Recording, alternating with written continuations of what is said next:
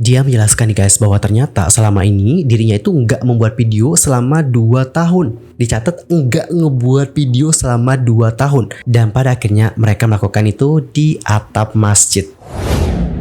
Hola everyone, I'm Sol Kim. Welcome back to my YouTube channel. Guys yang lagi nonton, gimana kabarnya hari ini? Apakah dalam kondisi yang baik-baik saja? Atau mungkin sebaliknya ya, lagi dalam kondisi nggak fine-fine aja? Banyak masalah atau apa nih? Apapun itu, tetap semangat ya guys, jangan menyerah dan teruslah bangkit, fighting. Anyway, dalam video kali ini kita bakal bahas nih tentang topik-topik yang lagi rame banget diperbincangkan di kalangan netizen internasional. Dan langsung aja yuk kita mulai dari topik pertama. Di topik pertama kita bakal bahas tentang Nico Kado Avocado, yang mana baru-baru ini dia berhasil membuat publik menjadi terkejut teman-teman dengan penampilan terbarunya. Dan gak cuma itu saja, ternyata di sini ada plot twist yang semakin buat netizen menjadi kaget banget. Ngomong-ngomong soal Nico Kado, kalian udah tahu nggak Nico Kado itu siapa? Kalau belum tahu, boleh aku kenalin nggak? Jadi guys, Nico Kado Avocado adalah seorang influencer, lebih tepatnya sih YouTuber mukbang ya. Nama aslinya itu adalah Nicholas Perry dan dia lahir pada tanggal 19 Mei 1992. Dan berdasarkan informasi yang aku dapatkan, dia itu telah membuat video mukbang sejak tahun 2016.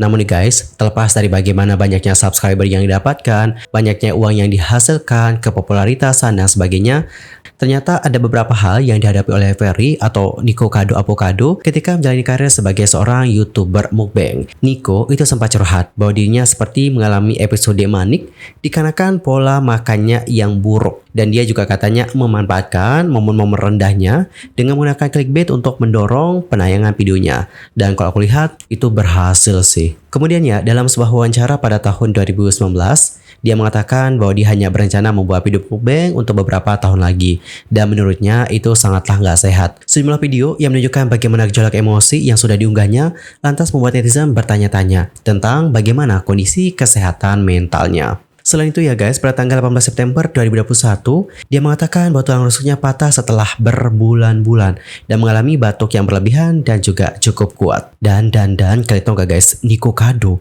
itu sempat loh dirumorkan meninggal dunia.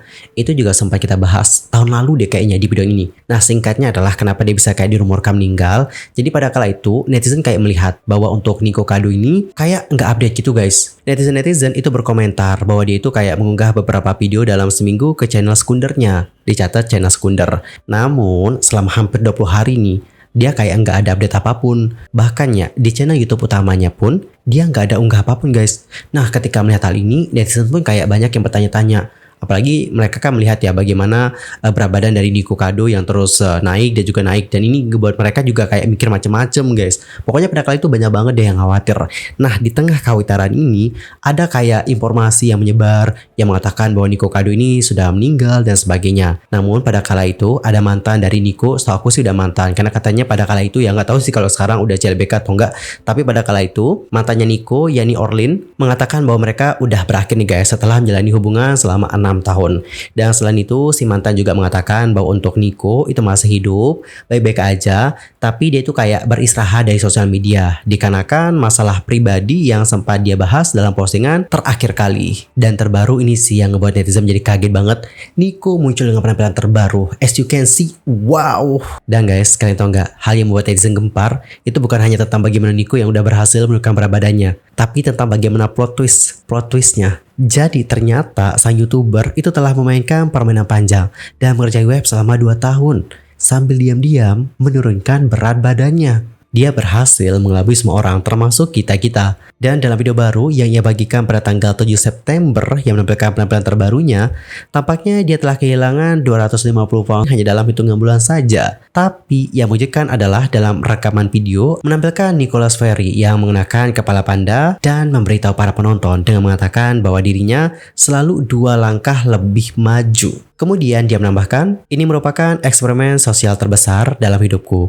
Sungguh mengkhawatirkan, sungguh menarik, sungguh mencengkam melihat semua makhluk yang tidak sehat dan bingung menjelajahi web untuk mencari cerita, ide, persaingan di mana mereka merasa terdorong dan juga terlibat. Nico Kado lantas melanjutkan bahwa kini ia terbangun dari mimpi yang sangat panjang, di mana ia telah kehilangan berat badan 250 pounds dari tubuhnya. Kemudian dalam video lain yang berjudul Hi di saluran YouTube terpisah, Nicholas Perry bersama dengan burung beo peliharaannya menunjukkan sikap yang jauh lebih ramah di saat ia menjelaskan secara singkat bagaimana dia berhasil melakukan aksinya tersebut. Dia menjelaskan nih guys bahwa ternyata selama ini dirinya itu nggak membuat video selama 2 tahun. Dicatat nggak ngebuat video selama 2 tahun. Dan dia membagikan konten-konten lama yang udah dibuat sebelumnya untuk menjaga channelnya, sembari menjaga kesehatannya atau untuk menurunkan berat badannya. Wow, this is plot twist banget sih. Jadi dia nggak ngebuat video selama ini guys. Itulah video-video lama yang diunggah oleh dia. Kaget banget gak sih? Plot twist banget kan? Dan kalian juga pasti nggak bakalan menyangka-nyangka.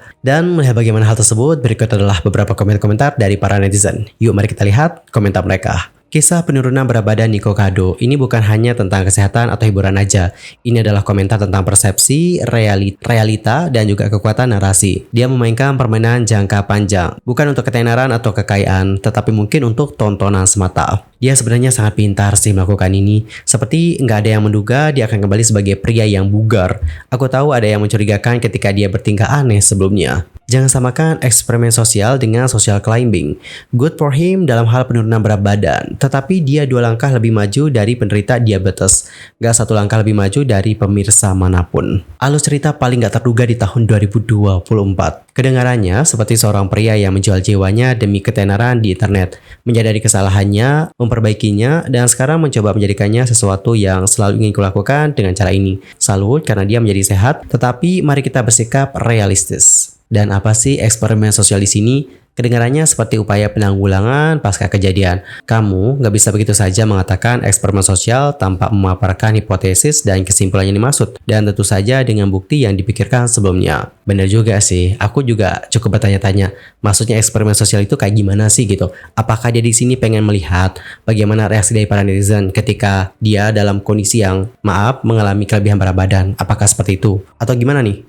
Next ke komen yang berikutnya. Honestly, aku heran dia berhasil menyembunyikannya selama ini. Strategi yang liar tetapi jelas berhasil untuknya. Jadi mengapa dia kembali melakukan mukbang lagi setelah kehilangan semua berat badannya? Aku pikir sih karena dia mendapatkan banyak uang dari orang-orang yang mengira mereka mengolok-oloknya. Hal ini menunjukkan bagaimana pemirsa sangat terlibat dalam fiksi media sosial ini. Sehingga mereka tidak menyadari bahwa YouTuber adalah karakter yang dibuat-buat. Alright, jadi seperti itulah beberapa komentar-komentar dari para netizen melihat tentang Nico Kado Avocado. Dan kalau kalian sendiri gimanakah pendapatnya? Antara komen ya guys di kolom komentar. Dan lanjut kita masuk ke informasi berikutnya. Kita bakal bahas tentang kontroversi dari podcast yang ini. Yops, ini juga lagi viral banget. Dari kemarin udah rame banget berseliweran di Twitter ya guys.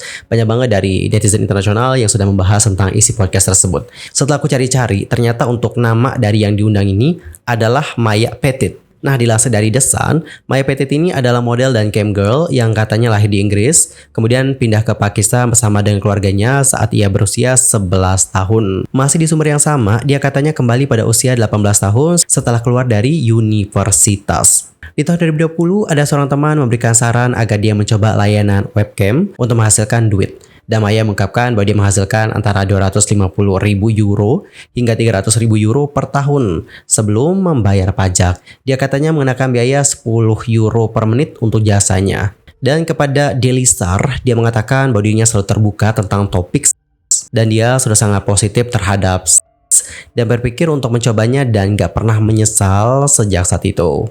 Lebih lanjut, dia mengatakan kesalahpahaman yang umum adalah bahwa saya mengalami represi seksual dan tidak tahu apapun tentang tubuh perempuan atau laki-laki secara seksual, atau bahwa saya penurut dan akan membiarkan apapun berlalu. Justru sebaliknya, saya mendidik teman-teman sekelas saya di universitas ketika saya berusia 16 tahun. Saya selalu menambahkan pengetahuan dan itu tentu saja juga berlaku pada education. Dan guys, meskipun dirinya juga hamil nih, dia katanya terus melakukan pekerjaannya dan pelanggannya nggak pernah berhenti.